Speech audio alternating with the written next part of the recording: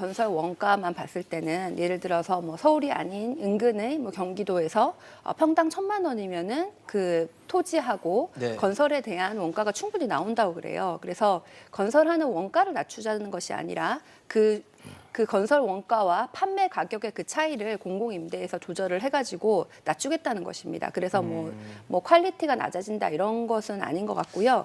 다만 이제 그 저희가 맞춤형 주택이라고 해서 또 청년들에게는 처음에 생애 처음 주택을 구입할 경우에는 아까 대출이 지금 많이 힘들다고 말씀하셨는데 저도 정말 공감을 하는데 네. 대출을 그 생애 첫 주택을 구입하는 경우에는 LTV를 90%까지 그러니까 10%만 가지고도 주택을 구입할 수 있도록 하겠다라는 거거든요. 그래서 이제 그 주기별로 또 처음에는 이제 주택을 작은 주택이라도 구매하는 것이 중요하지만 그 다음에는 조금 작은 주택을 좀 큰 주택으로 이렇게 올라가는 거 네. 사다리처럼 이렇게 올라갈 수 있도록 하기 위해서 이렇게 계층별 맞춤형 주택이다라고 해서 이 생애 주기와 계층별로 다양한 주택 옵션을 공공임대로 내어놨다는 말씀을 드립니다.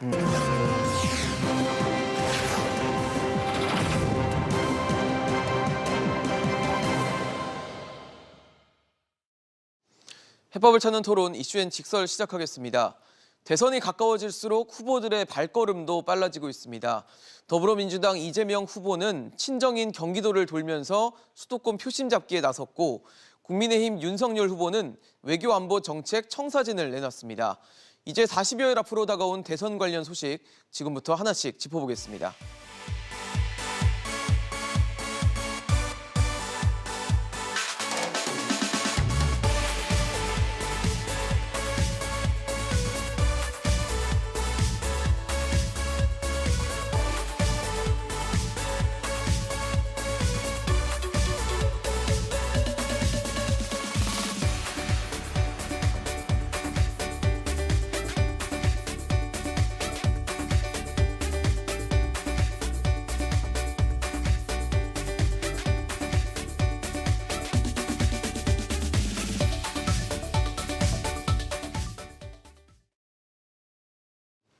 네, 오늘 함께해 주실 세 분 소개하겠습니다. 소종섭 전 시사저널 편집국장, 국민의힘 선대위 원일이 대변인, 더불어민주당 선대위 최지은 대변인 나오셨습니다. 어서 오십시오.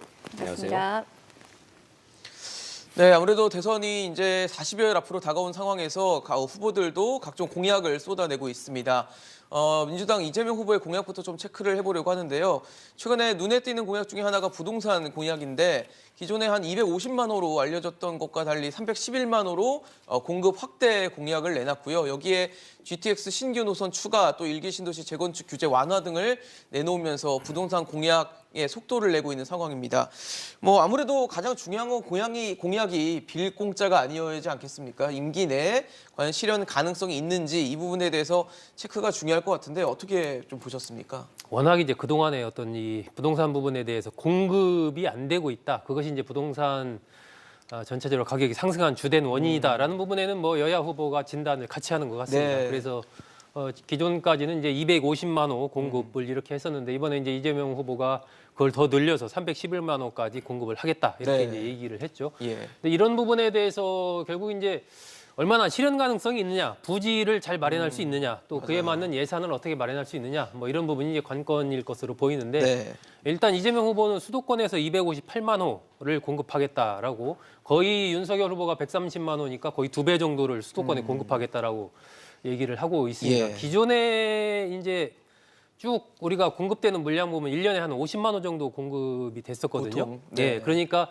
임기를 5년으로 치면 1년에 50만 호니까 5, 25, 250만 호. 250만 호. 네, 대략 아마 그런 맥락에서 후보들이 250만 호 얘기했던 것 같은데 조금 더 이제 이재명 후보가 늘리겠다라고 얘기를 했는데 네. 이 부지가 지금 보면 뭐 그 김포공항 부근이라든지 네. 공항은 일단 존치한 상태에서 이제 또 추가적으로 개발한다 뭐 이런 거더라고요. 그렇죠. 그 주변 하겠다는 거고 또 네. 용산공원 일부를 또 쓰겠다는 거고 또 예. 태릉에 그 뭐 국공유지 같은 예, 것도. 그 골프장도 네. 있고 하니까 예. 그런 쪽 해서 하겠다. 또 지하철 1호선 지하화 공약 이것 뭐 전부터 쭉 나오던 얘기 아닙니까? 이렇게 그렇죠. 해서 이제 부지를 마련해서 거기에다가 아파트를 짓겠다라는 건데 전문가들 얘기 같은 걸 종합해 보면 이게 임기 내에 딱 그렇게 하기가 쉽지는 않겠다라고들 얘기를 합니다. 일단 뭐 지하철 지하화 같은 경우도 좀 시간이 필요하고 공사 대공사죠, 사실. 그렇죠. 네. 공항 같은 경우도 이제 뭐 소음 문제라든지 또 여러 가지 민원 발생 이런 등등이 또 예상이 되기 때문에 그것도 네. 쉽진 않아 보이고 그런 부분이 있기 때문에 일단은 어떤 공급에 대한 의지 이런 것들을 후보가 보였다라는 부분에서 평가를 할 수가 있을 것 같고요. 네. 이제 그런 부분에서 실질적으로 되어가는 부분은 현재 지금 뭐 글로벌 경제 자체가 이미 이제 유동성에 거의 끝나가고 파티는 있다. 끝났다. 네. 이런 좀 평가가 나오면서 네. 이미 집값이 상당 부분 안정화되거나 조금 하락하거나 이런 국면으로 들어갔단 말입니다. 그러니까 이러한 어떤 이 전체적인 시장 상황의 변화까지 좀 감안을 해서 실질적인 공급의 양을 좀 조절할 필요는 있지 않는가 하는 그런 생각이 듭니다. 앞서 저희가 보여드렸지만 윤석열 후보는 지금 250만 호를 네. 꺼내 든 상황이어서 네. 좀 뭐 숫자적으로 많고 적음을 떠나서 일단 어떻게 공약을 좀 이재명 후보의 공약을 좀 보셨는지 궁금합니다. 먼저 뭐 그 소정석 국장이 말씀하셨듯이 저희가 250만 호 공급을 했다는 거는 현실 가능하게 현재 지금까지 했었던 부동산 정책의 최대치를 끌어올리면 연간 50만 호까지는 가능하겠다. 현실 가능한 상황에서 5년이면 250만 호 공급 가능하겠다. 그런 현실을 감안한 저희 공약을 내놨습니다.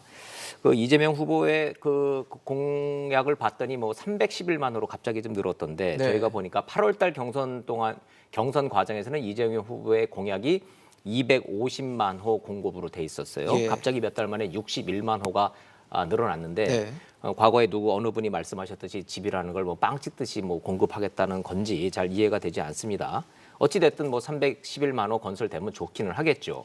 근데 지금 보면은 김포공항 뭐 없애서 집 지어 공급하겠다고는 하시면서 또 경기 남부에는 또 뭐 공항을 짓겠다 하고 도대체 어디에다가 어떻게 짓겠다는 건지 이 이 정책, 부동산 정책을 이런 식으로 뭐 표를 위해서 뭐 숫자가 많으면 더 도움이 된다고 판단하실지는 모르겠습니다만은 현재 국민들이 느끼고 있는 부동산 때문에 받는 이 고통은 집값이 이렇게 다락같이 올랐기 때문에 여러 가지 문제가 생기고 있는 거죠. 첫째는 공시지가 올려서 세금 때문에 못 살겠다는 거 아니겠습니까? 오죽하면 지금 정당을 떠나서 대부분의 지자체장들이 공시지가 현실화, 당장 이거 좀 속도 좀 늦춰달라고 좀 요구하고 있지 않습니까? 공시지가 인상을 늦춰달라는 얘기는 세금 때문에 못 살겠으니까 세금 좀 덜 나오게 좀 해달라 그 얘기일 겁니다. 대출 문제를 이렇게 묶어놓고 내가 집을 사야 될 2030 세대부터 집을 옮겨야 될 40, 50 세대들까지 집을 살래도 대출이 안 돼서 집을 살 수 없는 상황. 또 팔고 지금 이 시장에서 좀 나가야 되는 분들. 이런 분들이 양도세 때문에 양도세 좀 내려달라는 요구가 있지 않습니까? 그러니까 살 사람, 팔 사람, 살 사람 모두 다 이러지도 못하고 저러지도 못하는 이 상황을 좀 해결해 달라는 게 국민들의 요구이기 때문에 저희는 공급 대책과 함께 대출 정상화, 그다음에 세제 정상화 이런 것을 함께 공약으로 좀 내놓은 상태입니다. 네. 뭐 아무래도 지금 말씀을 주신 내용들은 현실 가능성에 대한 중요한 체크가 좀 필요하다라는 지적이신데 민주당 대변인이시니까 선대위 대변인이시니까 이 부분에 대해서 좀 설명을 해주시면 좋을 것 같습니다.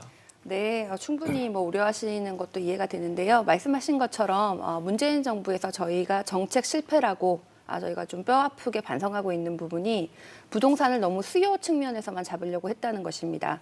세금이라든지 아니면 여러 가지 규제로 투기 심리를 좀 완화시키는 것으로 부동산을 해결하려고 했는데 실제로는 공급이 충분히 되지 않다 보니 또 과도한 유동성도 있는 시장에서 부동산 값이 많이 올라갔던 것이죠. 그래서 거기에 대해서 깊이 반성을 하고 공급을 한번 확실하게 해보자라고 내어놓은 것이 이번에 정책입니다.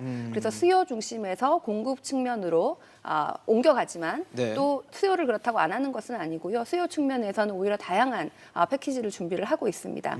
종합적인 부동산 대책인데 이 공급에서도 그냥 311만 호가 나온 것이 아니라 말씀하신 것처럼 뭐 수도권, 서울 그리고 지역 이렇게 구체적인 택지 그리고 그 뭐 김포공항에는 뭐 몇만 호, 김포공항을 없애는 것이 아니라요. 네네. 그 근처에 존치한 있는 곳에 상황에서. 몇만 호. 그다음에 뭐 용산에는 뭐 몇만 호 이런 식으로 구체적인 숫자도 내어놨고 네. 또 이 방안도 반값주택 이렇게 해서 공공임대를 늘리겠다는 겁니다. 기존에 우리가 가지고 있었던 공공임대에 대한 생각은 네. 저소득 계층들이 가시는 조금 불편한 공공임대도 있었다 대부분이었는데 물론 저소득 계층도 당연히 공공임대를 쓰실 수 있게 하지만은 또 중산층이 가는 한 30평 정도의 공공임대도 많이 늘리겠다라고 하는 것이고요. 실제로 이 반값 주택 같은 경우에는 충분히 실현 가능합니다. 우리가 지금 부동산의 그 원가를 따져봤을 때 수도권 같은 경우에는 한 평당 1,000만 원 정도면은 그 땅하고 짓는 비용이 나오는데 실제로 그러면은 뭐 30평이면은 3억 정도인데 네. 실제로 이제 분양을 할 때는 5억 이상이고 거래가 될 때는 뭐 8억에서 10억 정도로 가는 경우도 있습니다. 그래서 이 과도한 수익에 대해서 공공임대를 늘려서 가격을 좀 낮추는 역할을 하자라는 것입니다. 그래서 충분히 실현 가능하다고 보이고요. 그리고 이 정책의 경우에는 지금 누가 하자라고 하는 것보다 그 사람이 과거에 뭐를 했느냐를 보는 것도 굉장히 중요한 것 같습니다. 그래서 저희 선대위에서는 했다가 있어야 한다가 있다 이렇게 줄여서 얘기를 하는데요. 경기도에서도 실제로 여러 가지 공공임대와 같은 계획을 하신 적이 있고 실제로 경기도 성남시장에서 공약 이행률이 90%가 넘었습니다. 그래서 그런 경기도 같은 경우에는 단체장 중에서 항상 1위를 하셨죠. 그래서 이런 실적을 바탕으로 공약을 내어놓으셨고 충분히 저희가 꼼꼼하게 검토를 했으니 꼭 할 것이다 이렇게 약속드립니다. 아마 지금 말씀 주신 부분 중에 뭐 공급 계획은 이제 충분히 가능하다라는 말씀과 함께 반값 아파트 말씀을 주시면서 이제 공공임대로 아무래도 그런 거겠죠. 가격 부담이 너무 크니까 좀 저렴하게 주택을 공급하겠다라는 계획이실 텐데 그런 우려들이 있어요. 반값 아파트라고 하면 혹은 퀄리티가 좀 떨어진 그런 주택이 나와서 결국은 국민의 눈높이에 맞지 않는 주택이 공급되는 게 아니냐라는 걱정들이 있거든요. 이 부분에 대해서 어떻게 좀 설명해 주시겠습니까? 지금 현재도 건설 원가만 봤을 때는 예를 들어서 뭐 서울이 아닌 인근의 뭐 경기도에서 평당 1,000만 원이면은 그 토지하고 네. 건설에 대한 원가가 충분히 나온다고 그래요. 그래서 건설하는 원가를 낮추자는 것이 아니라 그 건설 원가와 판매 가격의 그 차이를 공공임대에서 조절을 해가지고 낮추겠다는 것입니다. 그래서 뭐 퀄리티가 낮아진다 이런 것은 아닌 것 같고요. 다만 이제 그 저희가 맞춤형 주택이라고 해서 또 청년들에게는 처음에 생애 처음 주택을 구입할 경우에는 아까 대출이 지금 많이 힘들다고 말씀하셨는데 저도 정말 공감을 하는데 네. 대출을 그 생애 첫 주택을 구입하는 경우에는 LTV를 90%까지 그러니까 10%만 가지고도 주택을 구입할 수 있도록 하겠다라는 거거든요. 그래서 이제 그 주기별로 또 처음에는 이제 주택을 작은 주택이라도 구매하는 것이 중요하지만 그 다음에는 조금 작은 주택을 좀 큰 주택으로 이렇게 올라가는 거 네. 사다리처럼 이렇게 올라갈 수 있도록 하기 위해서 이렇게 계층별 맞춤형 주택이다라고 해서 이 생애 주기와 계층별로 다양한 주택 옵션을 공공임대로 내어놨다는 말씀을 드립니다. 문유리 대변인님 어떠세요?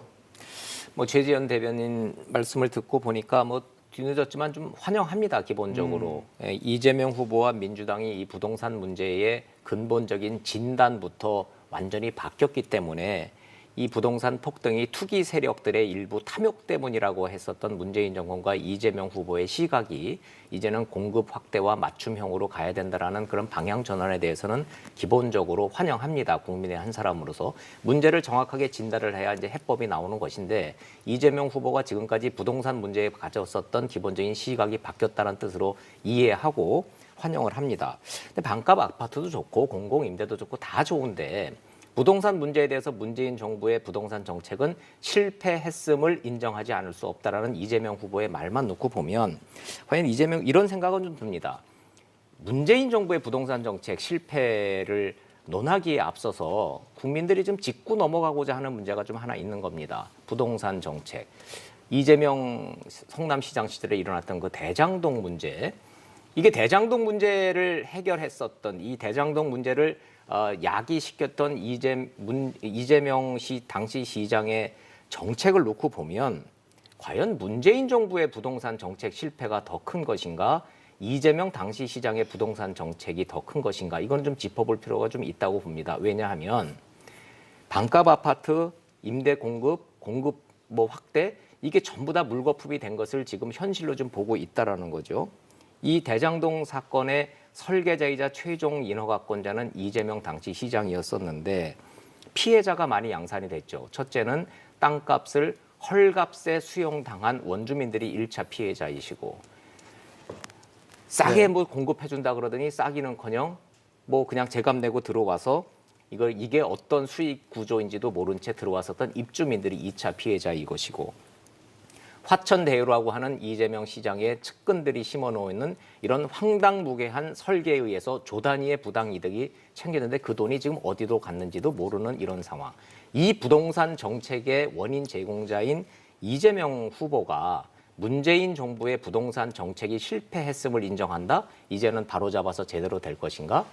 참으로 좀 이해가 잘 되지 않습니다. 전 국민의 74%가 대장동 이 부동산 비리의 정책 비리의 몸통은 이재명 당시 시장이었다라는 여론조사 결과를 근거로 해서 보면은 이재명 후보는 이 부동산 정책 실패 여부를 판단하기 이전에 대장동 비리라고 하는 이런 단군 일의 최대의 부동산 토건 비리 사건의 이 카르텔의 몸통이냐 아니냐에 대한 특검 문제를 어떤 형태로든지 국민한테 설명하는 것이 순서가 아닐까. 이런 부동산 얘기가 나올 때마다 국민들의 이런 질문이 나온다는 점을 좀 상기시키고 싶습니다. 최 대변인님께도 여쭤봐야 될 것 같아요. 대장동 의혹이라는 게 사실 이재명 후보의 지금 꼬리표처럼 좀 계속 달고 다니는 상황이기 때문에 이 부분에 대한 또 설명, 해명을 좀 듣고 싶습니다. 네, 뭐 저희가 설명을 해야 되는 건 뭐든지 다 해야 되는 것이고요. 저희는 특검도 받아야 된다고 생각을 합니다. 후보께서도 특검, 어떠한 특검이라도 아무 조건 없이 받겠다. 여러 번 말씀을 하셨고 지금 검찰 수사가 진행되고 있는 사안입니다. 아니 지금 아침에 우리 부동산 정책에 대해서 얘기를 하는 것도 결국 이렇게 뭐 윤석열 후보가 가지고 있는 부동산 정책에 대한 얘기는 없이 이재명 후보는 대장동 이렇게 가버리면 모든 것이 네거티브로 갈 수밖에 없는데요. 그럼에도 불구하고 이재명 후보가 1원이라도 받았으면은 이렇게 많은 사람들이 이렇게 오랫동안 지켜보고 있는데 벌써 나왔지 않겠습니까? 그래서 후보가 비리가 없는 것은 저는 정말 그 진정성을 믿고요. 그리고 그 대장동이 개발했을 당시에 과도한 이익을 공공이 환수하게 한 유일한 사례입니다. 그래서 많은 분들은 또 그것을 성공 사례다. 저렇게 했으면 우리가 LCT, 부산에 있는 LCT 비리 같은 것은 일어나지도 않았을 것이고 그 LCT에 있는 그 수많은 그 이익은 어디로 갔느냐. 그리고 이 대장동에서 지금 돈 받은 사람이 누구냐라고 보면 이재명 후보가 1원이라도 받았다는 얘기는 안 나오고 국민의힘의 곽상도 의원의 아들이 50억을 받았고 국민의힘과 관련된 전 법조인이나 정치인들이 50억씩 받았다는 50억 클럽 얘기까지 나오고 있습니다. 돈은 다 당시에 박근혜 정부 시절에 박근혜 정부 시절에 실세를 가지고 있었던 사람들이 그 당시에 개발된 사업에서 돈을 다 받았는데 지금 이것을 계속 이재명 후보의 네거티브로 사용을 하고 있으니 저는 이것을 수사는 다 하고 특검할 것은 다 하지만은 모든 것을 기승전 이것으로 넘어가서 정책 대결은 피하고 윤석열 후보가 가지고 있는 부동산 정책에 대해서 얘기할 기회조차 가지지 않고 모든 것을 피하는 국민의힘의 그런 선거 방식에 대해서 좀 강하게 항의드리는 바입니다. 네, 알겠습니다. 지금 사실 대장동 의혹은 뭐 검찰 수사 지금 진행 중이기 때문에 저희가 오늘 여기까지만 좀 짚어보고요. 오늘은 공약에 좀 집중하도록 하겠습니다. 이재명 후보의 측근 그룹이라고 하는 뭐 7인회라고 불리는 그룹이 있더라고요. 여기서 7명의 의원들 또 혹은 전 의원이 대선에서 이재명 후보가 승리해도 임명직을 맡지 않겠다라고 밝혔습니다. 이러다 보니까 최근에 86 용퇴론 80년대 학번 또 60년대생에 대해서 이제 정치판에서 물러나는 거냐에 대한 질문에 대해서는 임명직에 국한된 것이라면서 특별히 이 부분에 대해서는 생각하지 않았다라고 하는데 어떻게 보세요? 이 흐름들에 대해서는? 지금 이재명 후보로서는 굉장히 고민이 좀 깊어지는 그런 상황이죠. 그리고 지지율 자체가 이른바 박스권을 탈출하지 못하고 예. 40%를 넘어가야 되는데 그러니까요. 30%대 중반에 묶여 있으면서 최근 흐름은 오히려 약간 좀 하향 흐름을 보이고 있는 이런 조사들이 계속해서 나오고 있기 때문에 네. 결국 그동안에 이른바 그 소확행 공약으로 핀셋식으로 딱 맞춤형 공약을 계속해서 발표를 했지 않습니까? 이런 부분들이 큰 틀에서 본다면 그렇게 지지율 상승에 큰 어떤 효과를 본 것 같지 않다. 이런 이제 판단을 할 수 있는 그런 상황인 거죠. 이렇게 된 원인은 결국은 이게 지금 대선판을 좌우하는 큰 하나의 프레임이 결국은 정권을 바꿔야 되느냐, 정권을 유지해야 되느냐 이 부분에서 이 정권 교체를 바라는 이 흐름이 죽지 않기 때문에 네. 다른 부분들의 이른바 이 소확행 공약을 내도 그런 부분들이 바로바로 효과로 지금 반영되고 있지 못한 그런 측면이 하나가 있고 두 번째는 제가 보기에는 여권의 지지층이 결집이 확실하게 안 되고 있습니다. 그러니까 특히 60대 이상의 전통적인 민주당 지지층 이런 쪽에서 이재명 후보에 대한 지지를 유보하고 있는 이런 상황이 계속되고 있거든요. 그러니까 지지층 결집이 확실하게 안 되다 보니까 중도로 나아가기가 애매모호한 거예요. 그러니까 지지층 결집이 안 된 상태에서 중도로 나아갔을 때는 지지층 자체가 흐트러지거든요. 네네. 일단 중도로 나아간다는 것은 지지층을 결집하고 나서 그 다음 단계가 이제 중도로 나아가는 단계인데 이것이 안 되고 있기 때문에 지지율이 지금 상승을 못 하고 있는 답보 겁니다. 상태를. 그러니까 큰 틀에서의 정권 교체 흐름과 이 두 가지가 어우러져서 지금 이재명 후보가 박스권에 머물고 있는 이런 상황이기 때문에 민주당 내에서는 그렇다면 좀 판을 바꾸자 이런 얘기가 지금 나오는 거죠. 그러면서 결국 그럼 어떻게 판을 바꿀래? 결국은 개혁과 변화의 어떤 그런 이미지를 확실하게 주고 가자라는 측면에서 이른바 이재명 후보의 최측근 그룹인 이 7인의 인사들이 일단 네.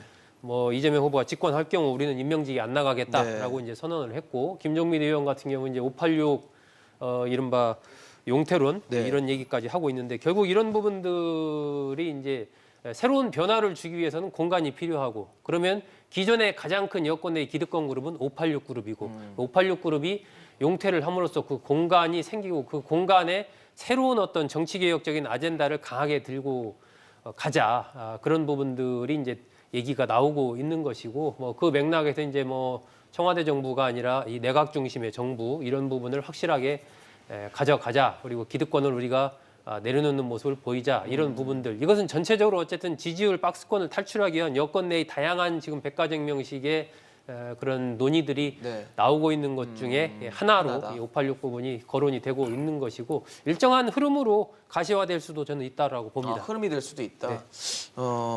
일단은 더불어민주당에서는 어쨌든 좀 인적 쇄신을 하겠다. 그리고 뭐 최측근들이 결국 나중에 청와대를 장악하는 그런 모습을 보여주지 않겠다. 뭐 이런 의지로 좀 보여지는데 최재현 대변인께 여쭤봐야 될 것 같아요. 이런 취지 그리고 혹은 586 용퇴론 이 부분에 대해서 어떻게 좀 보고 계십니까? 제일 먼저 후보랑 가장 가까운 이 국회의원들이 먼저 내가 혹시라도 앞으로 기득권을 가질 가능성이 있더라도 그거조차도 미리 방지하겠다. 내려놓겠다라는 선언을 하신 겁니다. 그래서 정말 희생이라고 보이기도 하고 저 정말 쇄신하겠다는 의지가 굉장히 강해 보였고 이분들이 지금 큰 결심하셨다. 감사하다는 말씀을 드립니다. 근데 사실 이 상황이 이제 국민의힘 같은 경우에는 홍준표 전 대표가 홍준표 의원이 뭐 우리 네 사람을 공천시켜라 뭐 이렇게 얘기를 하면서 내부 갈등이 있기도 하고 또 윤핵관 이로 된 무리들이 뭐 김종인 위원장도 나가게 하고 이준석 대표랑은 두 번이나 갈라섰다가 다시 이제 뭉치고 이러는 상황에서 국민의힘은 지금 기득권 싸움, 자리 싸움 하고 있는데 민주당 같은 경우에는 기득권을 내가 앞으로도 받지 않겠다. 미래 앞으로 5년까지 선언을 해버린 것이죠. 그래서 굉장히 대조가 된다고 생각을 합니다. 근데 저는 여기서 끝나면 안 된다고 생각합니다. 이 7분을 시작으로 우리 민주당뿐만 아니라 우리나라 정치 개혁의 아젠다로 이게 옮겨가가지고 더 큰 정치 개혁으로 끝나야 의미가 있다고 생각을 하고요.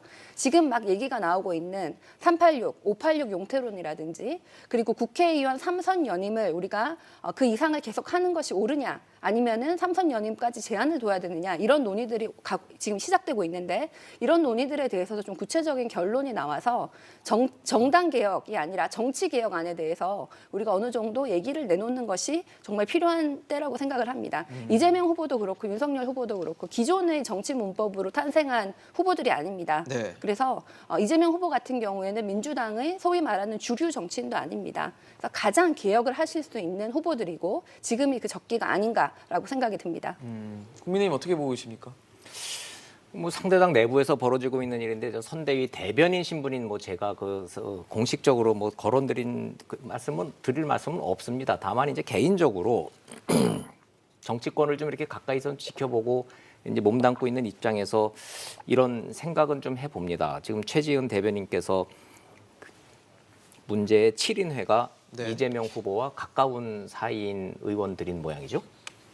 저희도 뭐 7인회라는 게 공식적으로 있는 말도 아니고 신문에서 예. 그렇게 보도를 할 뿐이지만 이재명 후보랑 오래 가까이 계셨고, 근데 이분들이 그렇게 선거에 급하게 나서시지도 않았습니다. 정성호 의원 같은 경우에는 이재명 후보와 가장 친한 분이고 오랫동안 사법연수원 동기라서 30년 이상 알고 지낸 직이지만 나는 선거에서 아무런 중책도 맡지 않겠다 그러면서 선거에 지금 아무런 역할을 이미 안 하고 있었고 알겠습니다. 계속 기득권을 내려놓고 계시는 분들입니다. 그래서 이제 언론에서는 뭐 이분들을 지금 뭐 그 드디어 이제 뭐 이핵관, 이재명 핵심 관계자들이 뭐 드러났다 해서 이핵관이라는 이제 용어로 이제 얘기를 하시는 것 같은데 이런 거죠.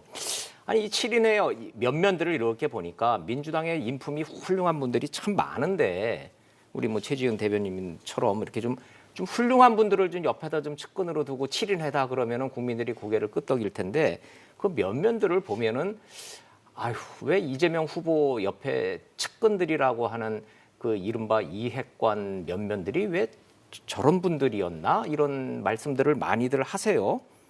그래서 보면은 역시 후보가 죄송한 말씀이지만은 전과 사범이시라 그런지 뭐 하여튼 이 7인회의 면면들에 대해서 실망하는 국민들이 좀 많다고 생각을 합니다. 임명직을 안 하신다고 그러는데 뭐 벌써 대통령 다 되셨다는 얘기인지 누가 임명직을 시켜준다고 약속을 했었다는 얘기인지 이런 의문도 들고 그럼 선출직이라는 거는 그럼 계속 하겠다는 얘기로 지금 해석을 좀 언론들이 많이 하던데요. 뭐 이런 생각도 좀 듭니다. 586 용태론이라는 거는 결국은 586 운동권 정권을 연장하겠다는 데한 이 국민들의 이 저항. 이제 됐다 좀. 이 586 운동권 정권의 키워드가 내로남불이라 하니 이건 이제 더 이상 보기 싫다라고 하는 정권 교체 여론이 지금 50% 이상 나오는 이 국민들의 이 요구. 결국은 정답은 정권 교체로 갈 것이다. 굳이 용퇴 안 해도 된다. 뭘 정권 교체되면 자연스럽게 퇴출되는 거지 무슨 뭐 용퇴를 하는가 이런 개인적인 생각을 좀 해봤습니다. 이건 뭐 저희 선대위의 그게 아니라 질문을 하시니 그냥 개인적인 소견을 말씀드렸습니다. 뭐 하실 말씀 있으세요? 뭐 정권 교체를 하면은 새로운 세상이 올까 여기에 대해서 우리 모두가 지금 변화가 필요한 것은 공감을 하고 있는 것 같습니다. 그런데 지금 뭐 이 정권 교체가 국민의힘도 아니고 김건희 씨로 정권 교체가 되는 것처럼 보이더만요.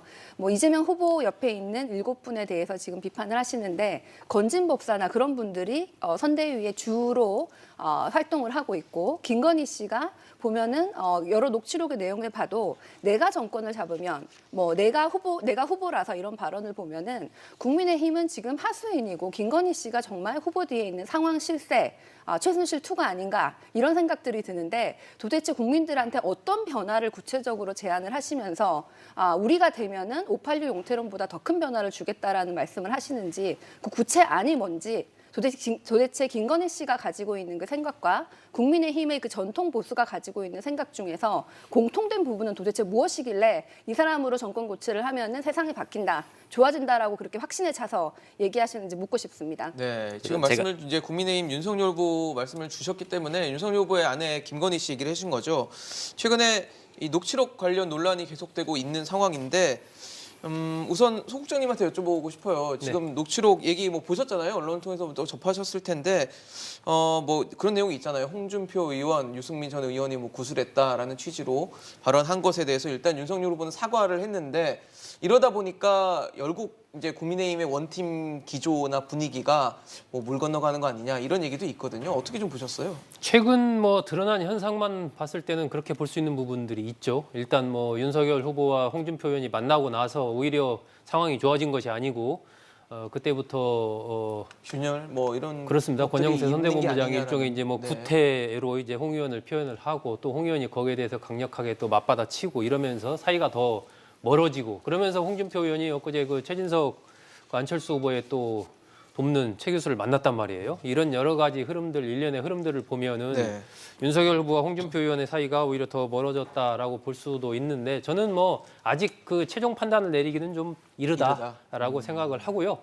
윤석열 후보가 저는 홍준표 의원과 유승민 전 의원을 반드시 포용을 해야 된다라고 생각을 합니다. 이거 뭐 여러 가지 전략적인 이런 걸 떠나서 그냥 기본적인 거고 그냥 당연한 필요 조건이다. 그러니까 이재명 후보가 이낙연 전 대표, 정세균 전 총리 등과 같이 하나가 된 것처럼 네. 윤석열 후보도 홍준표 의원과 유승민 전 의원과 같이 화합해서 선거운동을 하는 것은 이건 뭐 유불리를 따지거나 나중에 여러 가지를 따질 게 아니고 그건 그냥 당연히 해야 되는 거다. 기본이다 이거는. 예, 그런 생각을 갖고 있기 때문에 지금 뭐 여러 가지 종로 공천이나 대구 중랑구 공천과 관련해서 이런저런 말도 나오고 뭐 불협화음이 있긴 하지만 후보가 그런 부분들까지 다 끌어안고 네.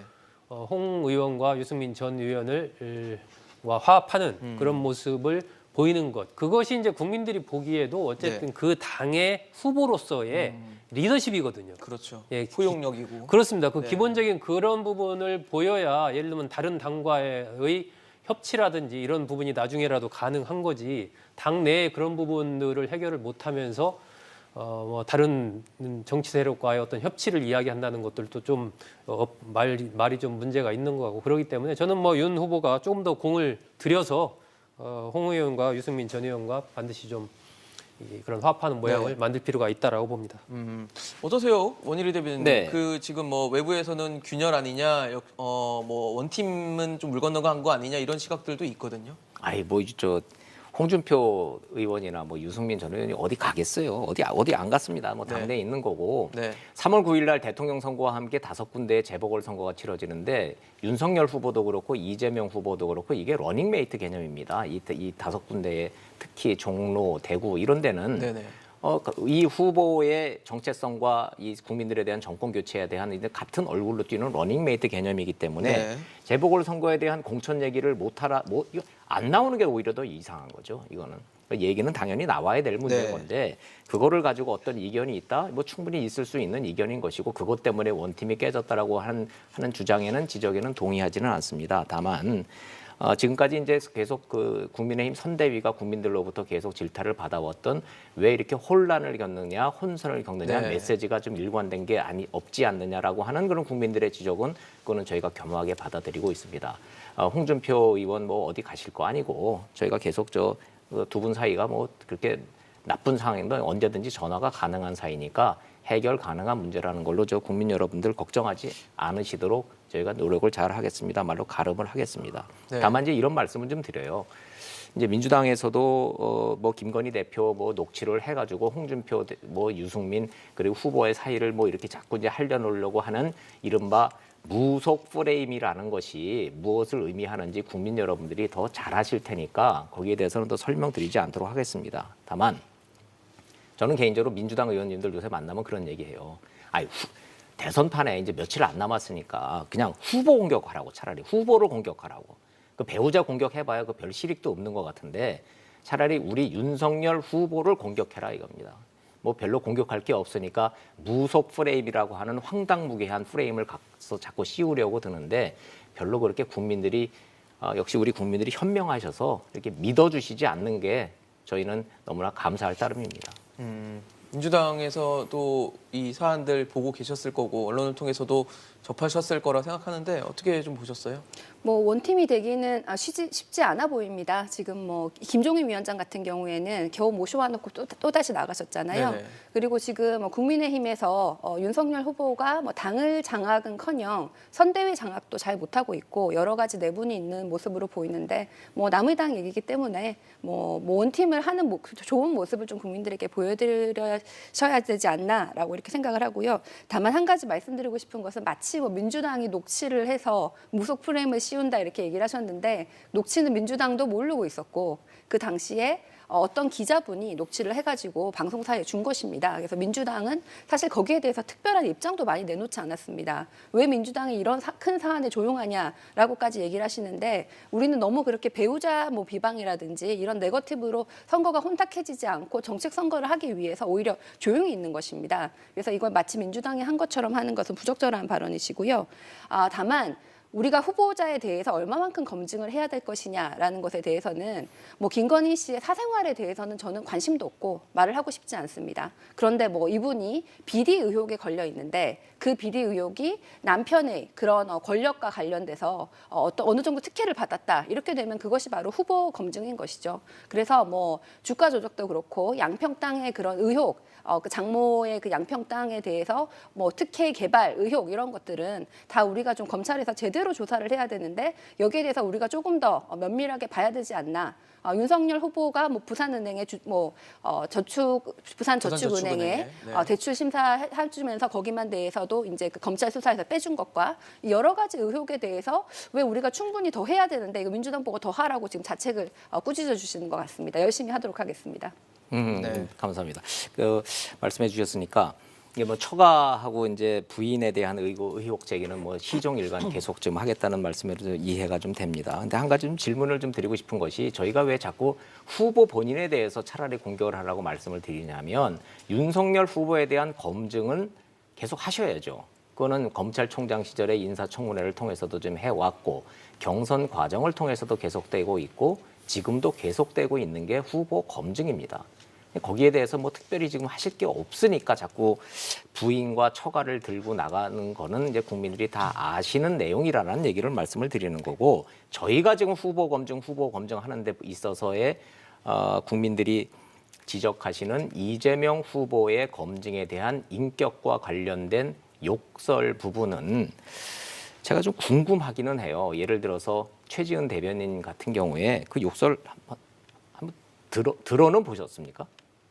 들어보셨어요? 일부 들어봤습니다.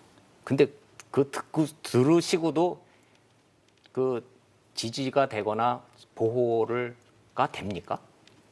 이제 제가 대선 말씀드렸나요? 후보로서의 조금 이따 다시 이른바 여쭤보겠습니다. 자격 검증이라는 게 가능하세요? 저는 좀 궁금하기는 합니다. 그게. 어떠세요? 네. 일단 예. 저희 후보가 욕설을 하신 건 잘못하신 거예요. 네네. 거기에 대해서 제가 이재명 후보도 잘하셨다고 사과를 말하고 했고요. 싶진 않고 후보님께서도 눈물을 흘리시면서 정말 잘못했다. 앞으로는 이런 일이 없을 것이다. 라고 말씀을 하셨습니다. 그래서 그런 욕설을 하신 것은 정말 잘못하신 일이라는 것을 저도 공감을 합니다. 그런데 그 당시의 상황을 얘기를 들어보면은 형님이 어머니한테 과도한 욕을 하고 굉장히 집안에 문제가 많은 상황에서 이재명 후보가 그런 발언을 하신 건데 굉장히 많은 분들이 이제 제 주변에 계신 분들도 만약에 내가 그 상황이었으면 나는 아마 더 했을 것이다라고 얘기를 하시는 분도 있습니다. 그래서 제가 이재명 후보가 잘했다고 얘기를 하는 것이 아니라 그 상황을 들어보면은 인간적으로는 정말 그때 상황이 이랬구나. 그래서 이런 얘기가 나왔구나라고 생각이 되는 부분이 있는데 네. 그런데 지금 후보 검증에 대해서 이재명 후보의 욕설에 대해서는 저희가 이게 우리의 큰 이재명 후보가 정말 잘못하신 것을 인정을 하는데 후보 검증은 과거에 이분이 뭐 어떤 욕을 했냐 이게 아니라 지금 본인이 어떤 비전과 철학을 가지고 있고 앞으로 5년 동안 대한민국을 어떻게 이끌어갈 사람이냐가 초점이 맞춰져야 된다고 네. 생각을 합니다. 윤석열 후보에 대해서는 왜 검증을 하지 않냐라고 하시는데 이미 저희가 여러 가지 얘기를 들으면서 뭐 120시간 동안도 일해야 된다든지 뭐 후쿠시마에서는 뭐 원자력이 나온 적이 없다든지 없는 사람은 부정식품이라도 먹게 해라. 없는 사람들은 자유도 모른다. 이런 발언을 들으면서 이 후보의 철학은 도대체 무엇이고 준비가 되어 있는 건지 그냥 읽는 것인지에 대해서 수많은 의구심이 있고 그것 때문에 우리가 TV 토론 나와라. 거기서 우리 정책 토론하자. 네거티브도 하지 말고 정책 토론하자. 그랬더니 뭐 대장동만 하면 우리가 하겠다. 뭐 이런 식으로 계속 말을 바꾸세요. 그리고 우리가 그 방송에서도 뭐 3프로 TV인가요? 그런 네. 유튜브에서도 두 후보의 발언을 하는 거 보면은 많이 비교가 됩니다. 그리고 특검 같은 경우에도 우리가 하자 그랬더니 이제 또 국민의힘에서도 그렇게 적극적이지 않아요. 추경도 마찬가지입니다. 윤 후보가 50조 하자. 그래서 우리가 좋다 받겠다 하자. 논의하자. 그러니까 또 안 나오세요. 이런 행보, 정책 행보에서 우리가 정말 윤 후보를 검증을 제대로 하고 싶습니다. 알겠습니다. 자, 법원이 이제 TV 토론에 대해서 허용 여부를 결정하기 때문에 그 부분은 좀 법원의 판단을 좀 받아보기로 하고요. 아무래도 뭐 선거가 이제 얼마 남지 않다 보니까 지지율의 흐름, 표심이 어디로 가고 있는가도 굉장히 중요한 관전 포인트가 될 것 같습니다.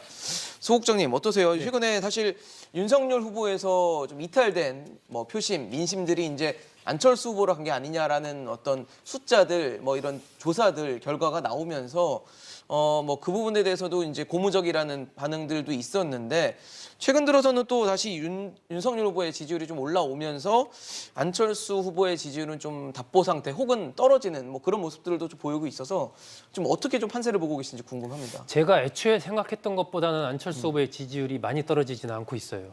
원래 더 크게 떨어질 걸 보셨어요? 예, 저는 처음에는 그러니까 윤석열 후보 지지율과 안철수 후보의 지지율이 일종의 시소 관계다, 길한 관계다. 한쪽이 올라가면 한쪽 내려가고 이런 관계로 봤었는데 지금 윤석열 후보가 이제 2030 세대를 중심으로 해서 일정하게 지지율을 지금 회복을 했지 않습니까? 예. 그러면 상승 흐름으로 가고 있는데 안철수 후보와 관련된 지지율 흐름도 보면은 물론 한 자릿수가 나온 지지율도 있지만 여전히 두 자릿수를 기록하고 있는 여론조사 결과도 많이 나오고 있거든요. 네. 그렇다면 생각보다 안철수 후보의 지지율이 나름 지금 맷집을 갖고 좀 버티고 있다. 이렇게 좀 보여지는데 그렇기 때문에 윤석열 후보와 지금 단계에선 딱 연동 관계라고만 보기는 좀 어렵다. 그 일부 이재명 후보의 일부 갔던 이제 중도 지지율까지도 안철수 후보가 좀 붙들고 있는 건 아닌가. 이렇게 좀 판단이 되고 그런 부분들이 또 이재명 후보의 이른바 박스권에 갇혀 있는 그런 것과 연관이 좀 있을 수도 있겠다 하는 생각이 듭니다. 지금 상황에서 안철수 후보에게 중요한 것은 이게 이제 15%, 17%까지 간 조사 결과가 나왔잖아요. 예. 이게 그런데 지금은 좀 내려와서 10%대 초반에 묶여 있거나 한 자릿수 나오거나 이런 네. 상황이란 말이죠. 그렇다면 안철수 후보로서는 3강 체제, 현재는 2강 1중 체제라고 봐야 될 텐데 3강 체제로 가기 위해서는 뭔가 자신만의 컨텐츠, 자신만의 비전으로 국민들한테 인정을 받아야 되는데 한 방이 없다 이런 그것이 게 지금 없는 겁니다. 그러니까요. 그러다 보니까 양쪽의 이 후보들이 이 네거티브 공세에 지친 국민들이 안철수 후보에게 뭔가 기대를 가지고 조금 가 있는데 여기에 머물 뿐이지 적극적으로 안철수 후보에 대한 지지율이 더 이게 확장이 되거나 어떤 표의 그 로얄티, 충성도가 더 강해지거나 이렇게는 보이지 않거든요. 그러니까 이런 상황이 조금 더 가면 저는 안철수 후보 지지율이 조금 더 내려갈 수가 있다. 더 내려갈 수가 있다. 라고 좀 보기 때문에 안철수 후보로서도 지금 뭔가 좀 승부수를 지금 던져야 될 그렇죠. 그런 시점이 아닌가 그렇게 생각이 됩니다. 국민의힘에서는 어떠세요? 안철수 후보의 지지율이 그동안 윤석열 후보의 지지율을 많이 가져왔다라는 평가들이 있었거든요. 뭐 각자 최선을 다해서 그냥 가는 거죠. 최선을 다해서 가는 거고 국민의힘과 이제 윤석열 후보의 원칙은 딱 세 가지입니다. 지지율을 보는 것이 아니라 세 가지는 지켜 나가야 되겠다. 네. 첫째, 우리는 쇼는 하지 않겠다. 둘째, 우리는 거짓말은 하지 않겠다. 셋째, 우리는 말 바꾸기는 하지 않겠다. 이 세 가지 원칙 끝까지 지킬 것이고 그 국민들이 그 세 가지 약속을 지키는지 안 지키는지 심판해 주실 거라고 믿고 있습니다. 네. 민주당에서도 아무래도 아까 말씀을 주시기로는 이재명 후보의 지지율도 좀 뭐 가져온 게 아니냐라는 해석도 해주셨거든요. 어떻게 보세요? 그럼요. 안철수 후보 같은 경우에는 안철수 후보에 대한 기대도 있지만은 지금 그 두 후보에 대해서는 우리 좀 다른 사람을 원한다라는 그 마음, 중도에 대한 마음이 있고 그렇기 때문에 이재명 후보의 정책 비전과 그 진정성이 더 알려지면 알려질수록 안철수 후보로 갔던 표나 중도 표는 다시 이재명 후보로도 충분히 흡수가 가능한 것입니다. 그렇게 보이고요. 이런 정말 저희가 원하는 것은 지금 정책 경쟁이고 정책 비전에 대한 시간인데 이렇게 네거티브에만 너무 일관적으로 우리가 양당이 하고 있는 모습에 대해서 국민들에게 정말 큰 심려를 끼쳐드린 것이 아닌가 이렇게 반성이 됩니다. 그래서 남은 기간이라도 정책 경쟁할 수 있도록 우리 정치권에 있는 모두가 좀 다 이렇게 힘을 합쳤으면 좋겠고 네. 거짓말, 말 바꾸기 이런 얘기를 하셨는데 마치 그것도 뭐 민주당은 그렇지 않냐라고 말씀하시는 것 같은데 저는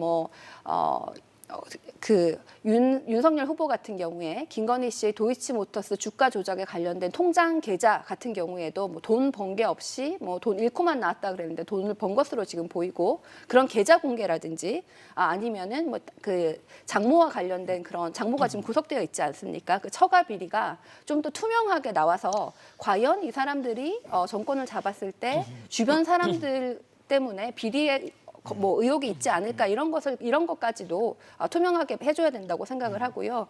이재명 후보가 이렇게 완벽한 사람이 아니라고 저도 생각을 합니다. 네. 말씀을 이렇게 듣다 보면은 정말 그런 우리 후보도 약점이 있다 이렇게 뭐 우시면서 뭐 내가 그때 황수에게 욕한 것은 잘못한 것이다 이런 얘기를 하시는데 오랫동안 성남에서 그리고 경기도에서 이제 선출직으로 일을 하시면서 단 한 번도 본인 비리나 본인의 가족에 연루된 비리가 단 한 건도 없었습니다. 그리고 공약 이행률은 항상 90% 이상이었습니다. 그래서 이제 이재명 후보와 정책 경쟁, 정책에 대해서 조금 더 귀를 기울여 주시고 들어주십시오. 알겠습니다. 이제 그동안 사실 네거티브전, 비방전이 오갔다면 이제는 40여일 앞으로 나가온 대선에서 과연 양 후보들 혹은 또 안철수 후보와 심상정 후보들의 어떤 정책 경쟁이 이어질 수 있을지 지켜보도록 하겠습니다. 오늘 소종섭 전 국장, 원일이 대변인, 최지은 대변인과 함께했습니다. 이슈앤직설 오늘 준비한 소식은 여기까지입니다. 지금까지 시청해주신 여러분 고맙습니다.